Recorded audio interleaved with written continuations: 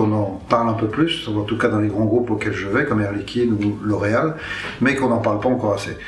Et qu'il ne faut pas hésiter à ce que le dirigeant qui s'implique et qui a besoin de s'impliquer fasse appel à des experts autour de lui, de membres de son comité de direction. Moi je pense que c'est quelque chose d'important parce que les grands groupes, quel que soit leur domaine, généralement ils ont des actions qui impliquent des choses pour l'environnement ou pour l'environnement social de là où ils sont implantés. Et donc présenter ça en assemblée générale, ça permet de tenir au courant les actionnaires. Et ensuite, en y réfléchissant un peu plus, je me suis dit que c'était une problématique plus générale au niveau de la société.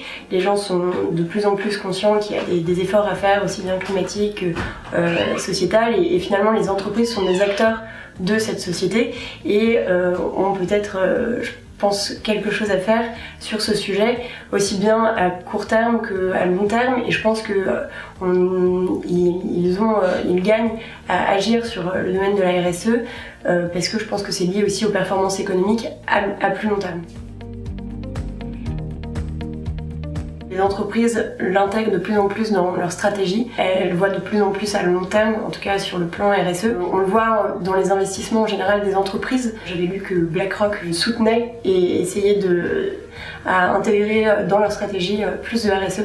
Donc je pense que quand des acteurs de ce type, qui ont des participations énormes dans beaucoup d'entreprises, commencent à mettre un peu leur doigt dedans, je pense que ça va plutôt vers un développement de la RSE au sein des stratégies des entreprises. De plus en plus intégré dans la stratégie. Mais il faut que ça dépasse le cadre des AG et que ce soit maintenant un sujet carrément mondial. Parce que on voit le prix du carbone qui est vraiment essentiel, il ne peut être décidé qu'au niveau mondial.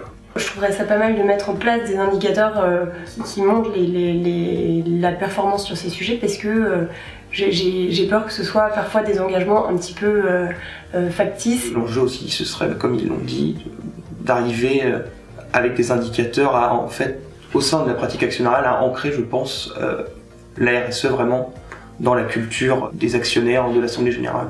Si tout le monde se met à prendre en compte la RSE, quelques qui n'ont pas encore suivi le mouvement seront de toute façon forcés de se mettre au même niveau. Enfin, c'est incitatif si tout le monde se met à faire la même chose, ceux qui restent en retrait, ils seront pénalisés.